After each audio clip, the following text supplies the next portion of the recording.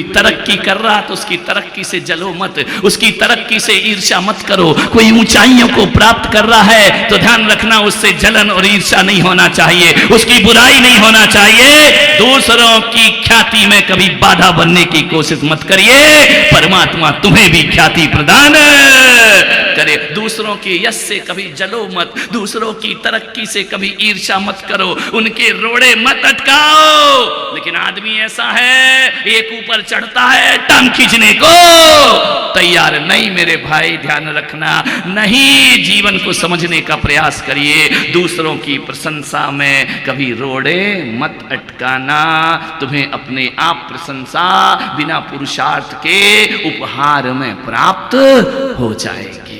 दूसरों की प्रशंसा ना कर सको तो कम से कम किसी की बुराई मत किया करो, ध्यान रखना। मान महाराजा नाभिराय, उन्होंने भरी सभा में, न जाने आज नाभिराय को क्या हो गया, ऐसा उन्होंने कभी जीवन में अशिष्ट व्यवहार नहीं किया, मगर आज ना जाने क्या हो गया। उन्होंने भरी सभा में दर्पण में मुख देखा। सारी प्रजा, सारे दरबारी स्तब्ध रह गए कि सम्राटों का श्रृंगार ग्रह तो अलग हुआ करता है।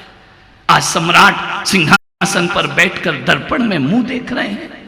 यदि सम्राट ही दर्पण में मुंह देखेगा तो जनता क्या करेगी? फिर सम्राट को सिंहासन पर बैठकर दर्पण नहीं देखना चाहिए। महाराजा नाभिराय ने दर्पण देखा।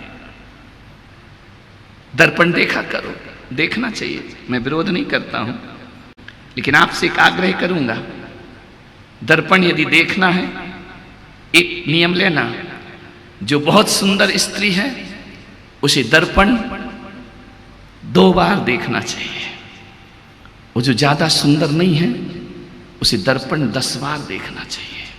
मैं दर्पण का विरोधी नहीं, देखो, लेकिन एक निवेदन आपसे करूंगा कि जब आप दर्पण देखो, खूबसूरत स्त्री, खूबसूरत आदमी जब दर्पण देखे तो उसे सोचना चाहिए कि जितना सुंदर मैं हूं उतना सुंदर मेरा व्यवहार है या नहीं है। यदि नहीं है तो मुझे आज से ही चेहरे से ज्यादा अपना चरित्र सुंदर बनाना चाहिए। ध्यान रखना, दर्पण अंतर्मुखी होने का प्रतीक है, दर्पण जीवन को बदलने का प्रतीक है।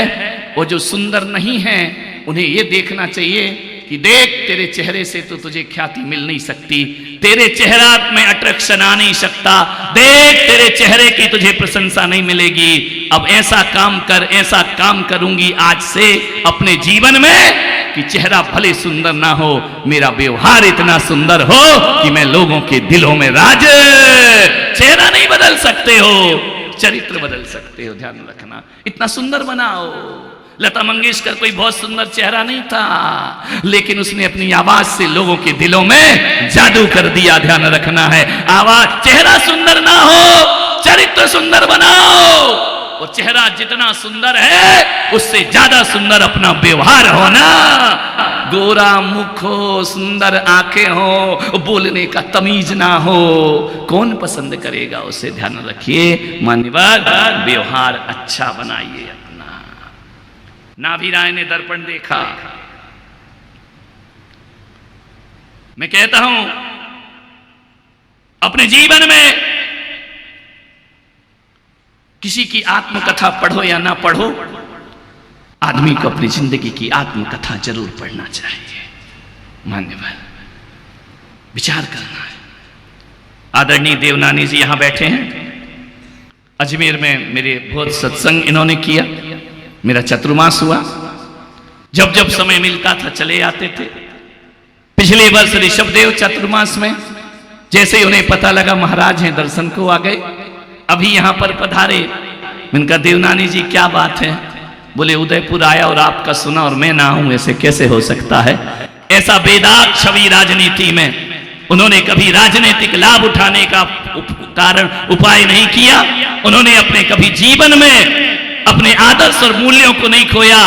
और विधानसभा में कभी ऐसी बात आई जो उनको रुचिकर ना लगी तो देवनानी जी ने खुलकर उसका विरोध किया।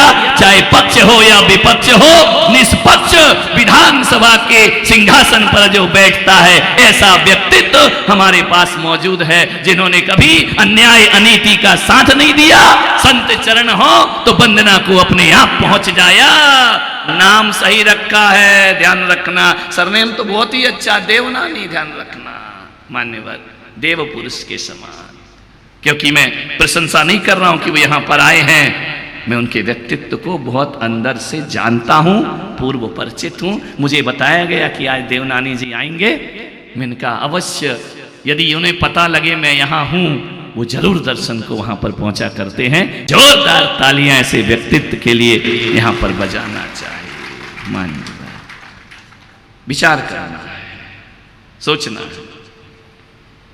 किसी की आत्मकथा पढ़ो या ना पढ़ो, आदमी को अपनी जिंदगी की आत्मकथा जरूर पढ़ना चाहिए। ध्यान रखना, बड़े बड़े स्वाध्याय कर सको या ना कर सको, अपने जीवन का अध्याय जरूर पढ़ा करो। महाराजा नाभी राय ने देखा दर्पण में दो घटना घट गई। उनके कान के बाल सफेद हो गए। महाराजा नाभी राय के कानों के बाल, बड़े मजे की बात है उदयपुर वालों, आज जाके दर्पण में देखना, जब भी बाल काले होते हैं ना, बीच से नहीं होते, यहीं से शुरू होते हैं। ध्यान रखना, कान के पास से जाके देखना। जो लोग डाई करा के आए वो नहीं। नीलकमल तुम्हारे बाजू में देखो, क्या तुम तो काले करा के आए हो, पड़ोस का देख लो। ध्यान रखना है, कान के पास से बाल सफेद होते, अक्सर बीच से कभी सफेद नहीं होते हैं। उनके कान के बाल सफेद हो गए और महाराजा नाभी राय ने दूसरा दृश्य देखा। उनका जो मुकुट है ना, वो झुकने लगा है। नाभी राय ने देखा मुकुट झुक रहा है, इसका मतलब सत्ता के दिन गए, अब सत्य की खोज में निकलना चाहिए। ध्यान रखना, कैसे महापुरुष थे, जीवन भर राज्य का विस्तार किया करते थे, जीवन भर राज्य की सीमाएं बढ़ाया करते थे, राज्य का संचालन करते थे। और एक वक्त आता था कि राजपाट छोड़कर संन्यास आश्रम में प्रवेश। महाराजा जनक और महाराजा भरत ये घर में रहकर बैरागी वैदेही कहलाए। ध्यान रखना है, ऐसा सुशासन हमारे आर्यावर्त में रह चुका है। ध्यान रखना। मान्यवर आपसे निवेदन है, देखा महाराजा नाभी राय ने कि अब सत्ता के दिन खत्म हो गए। एक होता है सत्य और एक होती है सत्ता। मालूम है सत्ता क्या होती है? जो दूसरों को सता कर मिले वह सत्ता, और जो खुद को तपा कर मिले वह सत्य हुआ करता है। ध्यान रखना, सत्य वही है जिसमें खुद को तपना पड़ता है, खुद के जीवन की साधना करना पड़ता है। लेकिन एक बात याद रखना, सत्ता की अपनी सीमा है और सत्य की अपनी शुरुआत हुआ करती है। एक बात आपसे कह रहा हूं, बचपन जो होता है वो ज्ञान अर्जन के लिए होता है, और जवानी जो होती है वो धन अर्जन के लिए होती है, और बुढ़ापा जो होता है वो पुण्य अर्जन के लिए हुआ करता है। बुढ़ापे में आदमी को पुण्य कमाना चाहिए, जवानी में ज्ञान प्राप्त करना चाहिए। और बचपन जो होता है, ध्यान रखना, धन अर्जन जवानी में और ज्ञान अर्जन बचपने में हुआ करता है। निवेदन है, एक ही निवेदन है आपसे प्रवचन का, एक ही सूत्र दे रहा हूं कि रात ऐसे बिताओ, रात ऐसे बिताओ कि सुबह किसी को मुंह दिखाने में शर्म ना लगे। ध्यान रखना, रात बोलो तो रात कैसी बिताओ कि सुबह किसी को मुंह दिखाने में शर्म ना लगे, और दिन ऐसा बिताओ कि रात को चैन की नींद सो सको, और जवानी ऐसे बिताओ कि बुढ़ापे में खून के आंसू ना बहाना पड़े, और बुढ़ापा ऐसा बिताओ कि किसी के सामने हाथ फैलाना ना पड़े। जीवन का बहुत बड़ा सूत्र है, किसी के सामने हाथ ना फैलाना पड़े बुढ़ापे में, ऐसी जिंदगी बिताओ। रात को चैन की नींद वही सोता है जो दिन को अच्छे तरीके से गुजारता है, और दिन को सुबह मुंह वही दिखा सकता है जो रात को पवित्रता के साथ बिताया करता है। और जवानी ऐसी होना चाहिए कि बुढ़ापे में रोना ना पड़े, बुढ़ापा ऐसा कि किसी के सामने हाथ फैलाना। बस परमात्मा से इतनी ही प्रार्थना करना अपने जीवन में। अरे महान होते हैं वो लोग जो बचपन में जाग जाते हैं, और वो भी महान होते हैं जो जवानी में जाग जाते हैं, और वो भी महान है जो बुढ़ापे में जाग जाते। वरना आदमी सोता सोता पैदा होता है, सोता सोता जीता है, और सोते ही सोते दुनिया से विदा हो जाता। जागृत होकर के जियो, जाग करके जियो। आपसे निवेदन है, बुढ़ापा बिन बुलाया मेहमान है, हर मेहमान को बुलाना पड़ता है, बुढ़ापा अपने आप।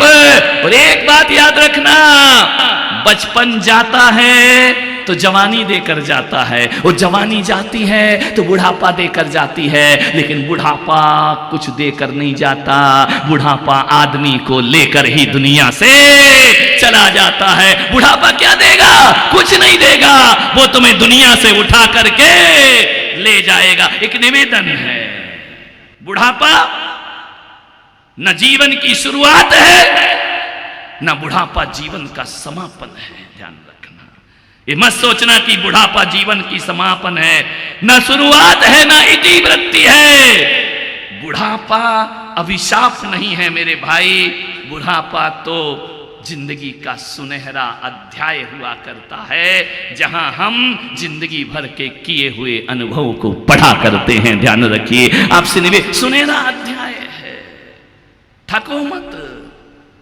मान्यवर आपसे निवेदन है, कृष्ण भी बूढ़े हुए, राम भी बूढ़े हुए, बुद्ध भी बूढ़े हुए। ध्यान रखना, बूढ़े सब होते हैं, आयु रही तो सबको बुढ़ापा आएगा।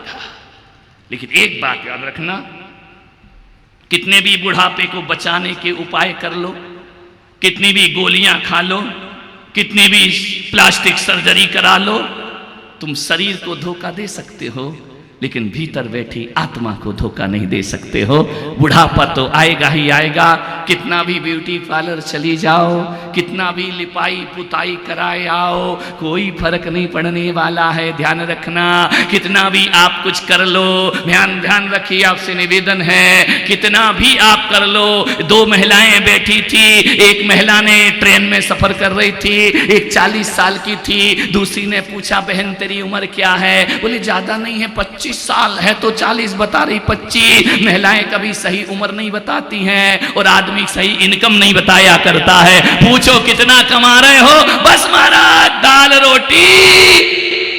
रोटी चल रही है तुम्हारी, वाह गजब कर। बताएंगे नहीं कि कितना कमाते। वो महिला कभी सही उम्र नहीं बताती। उसने कहा कितनी उम्र है? बोले 25 साल। दिख तो 40 रही है। उसने कहा बहन तेरी उम्र क्या है? बोली मेरी 18 मान ले। ध्यान रखना, विचार करो, सोचो। ऊपर सुनील बर्थ पे लेटा था, धड़ाम से नीचे गिरा। महिलाओं ने कहा क्या हुआ? बोले तुम 18-20 की, तो मैं तो पैदा ही हो रहा हूं। ध्यान रखना, झूठ की भी एक हद होती है। मान्यवर एक बात याद रखो, सोचिए, इतिहास बदलने से कुछ नहीं होता, भूगोल तो साफ साफ बता देता है कि तुम्हारी उम्र क्या हुआ करती है। ध्यान रखना, विचार करना। उम्र को छोटी बताने से बुढ़ापा नहीं आएगा, इस गलत फहमी में मत रहना।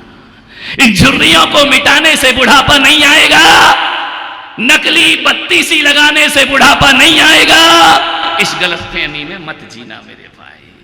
लेकिन मैं ऐसा नहीं कह रहा हूं कि तुम और बुरी देखो, नहीं, कराओ, अच्छी बात है, लेकिन ये भी याद रखो भीतर से कि अपना अब तीसरा पन शुरू हो चुका है। मान्यवर ध्यान रखिए, मैं ध्यान रखना, ये मत सोचो कि जिंदगी कितनी बची है। मैं बूढ़े और जवान में इतना ही अंतर कहता हूं, जो कहता है यदि 18 साल का जवान भी कहे कि ये काम मुझसे नहीं हो सकता है, ये मैं नहीं कर सकता हूं, ये मेरे बस का नहीं है, तो मैं पुलक सागर उस 18 साल आदमी को, 18 साल के युवा को बूढ़ा कहूंगा। वो 90 साल का बूढ़ा कहे मेरा युग कल भी था, आज भी है और आगे भी रहेगा। वो 90 साल का भी 18 साल के जवान के हौसले रखा करता है। ध्यान रखना, मैं तन के बूढ़ों की बात नहीं कर रहा, मैं मन के बूढ़ों की बात कर रहा हूं। मेरा चतुर्मास जहां हो रहा है वहां के ध्यान रखना, शांतिलाल जी भोजन 92 साल के हैं,